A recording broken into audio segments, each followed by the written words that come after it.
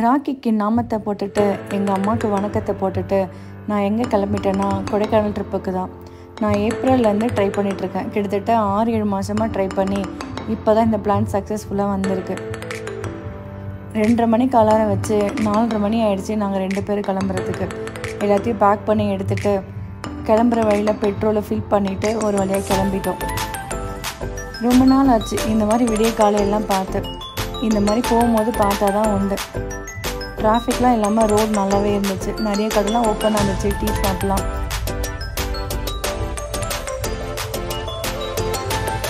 யாருக்கெல்லாம் இந்த early morning drive பிடிக்கும்னு சொன்னாங்க. அதுக்கப்புறம் நான் மினிஷாவில் இந்த நெக் பில்லோ தான் வாங்கியிருந்தேன். ரொம்ப யூஸ்ஃபுல்லாக இருந்துச்சு.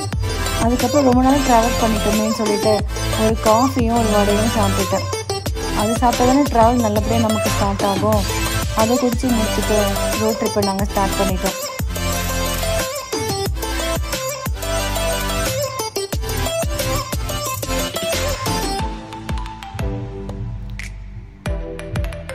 கிட்டத்தட்ட 1.5 hours 2 hours அப்புறமா உளுந்தூர்பேட்டையாக விக்ரவாண்டியான்னு தெரியல, அங்கே வந்துட்டு ஒரு ஹோட்டலில் பிரேக்ஃபாஸ்ட் சாப்பிட்றதுக்காக இறங்கணும். ஒரு பொங்கல், வடை, அதுக்கப்புறம் தோசை ஆர்டர் பண்ணி இந்த பூண்டு பொடியாக அது இன்னும் சூப்பராக இருந்துச்சு. அதுக்கப்புறம் சாப்பிட்டுட்டு நாங்கள் மறுபடியும் எங்கள் ட்ராவலை ஸ்டார்ட் பண்ணிட்டோம். யாருக்கெல்லாம் லாங் ட்ரிப்பு ட்ரைவ் பிடிக்கும்னு சொல்லுங்கள்.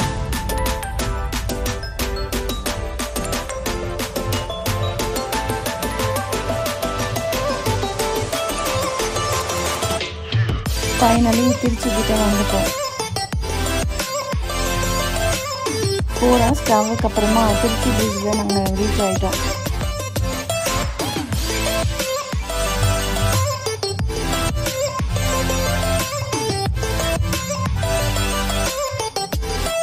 இதுதான் நான் ஃபஸ்ட்டு டைம் இவ்வளோ தண்ணி பார்த்தது இந்த பீச்சில்.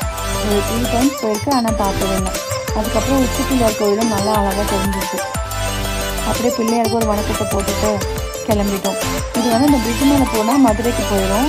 ஸோ நம்ம கீழே வந்து லெஃப்டில் போகணும் கொடைக்கானலுக்கு. இதில் கீழே போனோன்னா திண்டுக்கல் வரும். அங்கே திண்டுக்கல்லேருந்து எடுத்து போனோன்னா நமக்கு கொடைக்கானல் ரோடு வந்துடும். நீங்கள் பிரிட்ஜ் மேலே போயிட்டீங்கன்னா மதுரை வந்துடும். அதில் நம்ம போகக்கூடாது. இப்போ அந்த பிரிட்ஜு கீழே ஒரு சிக்னல் வரும். அந்த சிக்னல்லேருந்து ரைட் எடுத்திங்கன்னா திண்டுக்கல் ரூட்டுன்னு நினைக்கிறாமா, திண்டுக்கல் ரூட்டு வரும்.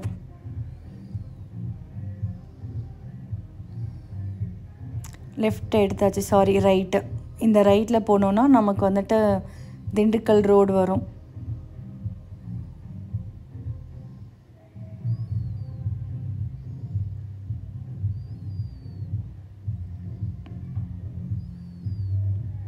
ஏன்னா மேப் வந்து சில டைம் ரொம்ப தப்பாக காமிக்கும், வேறு ரூட்லாம் காமிக்கும். ஸோ நீங்கள் தெரியலன்னா கூட யாருன்னா கேட்டு போங்க. மேப்பவே மட்டும் நம்பி மட்டும் போகாதீங்க தயவு செஞ்சு. நிறைய தடவை சுத்தலெல்லாம் விட்டுடும். இதுதான் திண்டுக்கல் ரோடு. இந்த ரோடு போகும்போதே ஒரு பிரிட்ஜ் வரும். அந்த பிரிட்ஜ் மேலே போனீங்கனாலே அதுக்கப்புறம் அப்படியே அந்த திண்டுக்கல் கொடைக்கானல் ரோடு வந்து நம்ம கனெக்ட் ஆகிடும். போகிற வழியில் ரொம்ப ஹாட்டாக இருந்துச்சுன்னு சொல்லிட்டு ரமணியம்னு ஒரு வெஜ் ரெஸ்டாரண்ட், அங்கே ரெஸ்ட் ரூம்லாம் ரொம்ப நீட்டாக இருக்குது. அங்கே ஒரு ரோஸ் மில்க்கு குடிச்சிட்டு மறுபடியும் ட்ராவலை ஸ்டார்ட் பண்ணிட்டோம். அதுக்கப்புறம் மணப்பாறையில் வந்து முறுக்கு வாங்கலான்னு போனோம். ஆனால் எங்களுக்கு அந்த முறுக்கு அந்தளவுக்கு பிடிக்கல.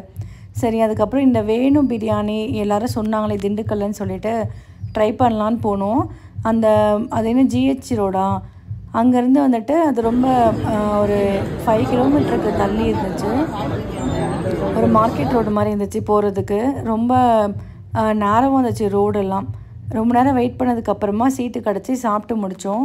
எங்களுக்கு அந்தளவுக்கு சாட்டிஸ்ஃபேக்ஷன் இல்லை. அந்த பிரியாணியும் சாப்பாடெல்லாம் அந்த ஹைப்புக்கு அந்தளவுக்கு இல்லை. அதுக்கப்புறம் சாப்பிட்டு முடிச்சுட்டு மறுபடியும் ஸ்டார்ட் பண்ணிட்டோம். மழைலாம் வர ஆரம்பிச்சிருச்சு. ஆனால் இதெல்லாம் கொடைக்கானல் மழை கிடையாது. ஆனால் மழைலாம் வந்த உடனே நம்ம தெரிஞ்சிடலாம் கிட்டத்தட்ட கொடைக்கானல் வந்துட்டோம் அப்படின்ட்டு.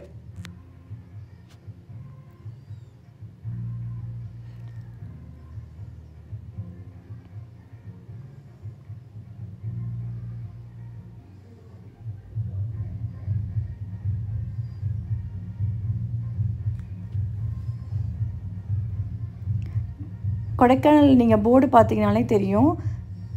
இன்னும் கொஞ்சம் தூரம் போனீங்கன்னா ஒரு ரைட் எடுக்கும் கொடைக்கானல் ரோடுக்கு. அப்படியே ஸ்ட்ரைட்டாக போனால் தேனி, மூணாறு, அந்த குமிழி ரோடெலாம் வரும். இங்கே நிறைய ரெஸ்டாரண்ட் இருக்க தான் செய்யுது, நிறைய காஃபி அந்த மாதிரி இருக்கும்.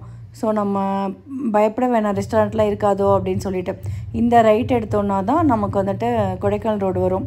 இங்கே நிறைய இளநீர் கடைலாம் இருக்கும், வேணால் நீங்கள் வாங்கி குடிச்சுக்கலாம்.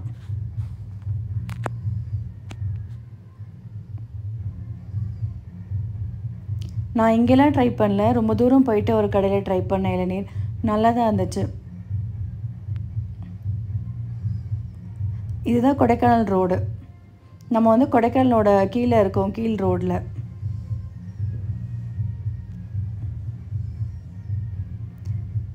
இந்த இளநீர் வந்து 50 ருபீஸ் நினைக்கிறேன்.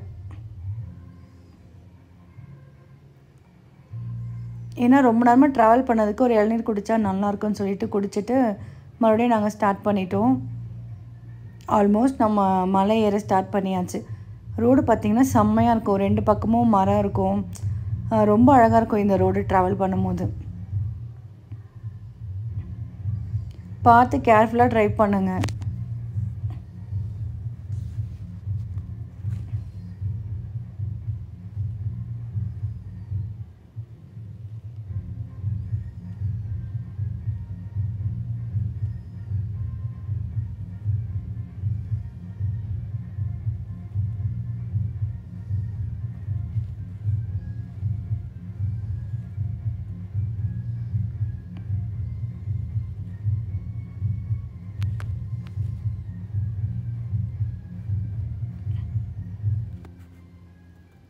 ஹில் ஏற ஸ்டார்ட் பண்ணிட்டோம். அங்கே கொஞ்சம் வெயிலாக தான் இருந்துச்சு நாங்கள் போன டைம். ஈவினிங் மேலே தான் நல்லா குளிராக இருந்துச்சு. இது வந்து கொடைக்கானல் மெயின்லேருந்து கொஞ்சம் முன்னாடியே இருக்கும். சில்வர் கேஸ்கேட்டு, வெள்ளி நீர்வீழ்ச்சி.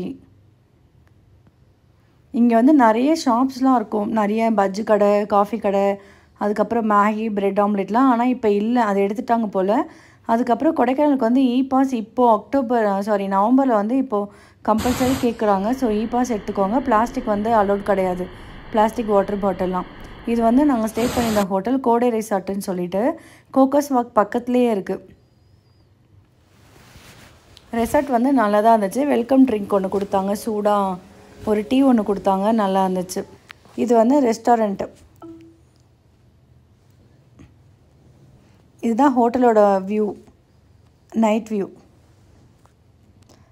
நைட்டு அங்கேயே நாங்கள் வந்துட்டு எக் ஃப்ரைட் ரைஸ், அதுக்கப்புறம் நான் பன்னீர் பட்டர் மசாலா, அதுக்கப்புறம் ப்ரான் ஃப்ரை நினைக்கிறேன், ஆர்டர் பண்ணி சாப்பிட்டுட்டு ரூம்லேயே படுத்து தூங்கிட்டோம்.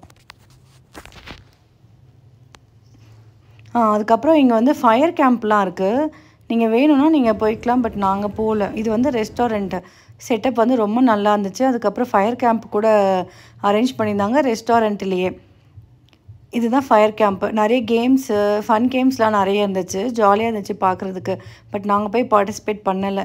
நான்லாம் தூரத்தில் நின்று தான் பார்ப்பேன், நான் போய் அதெல்லாம் பண்ணது கிடையாது.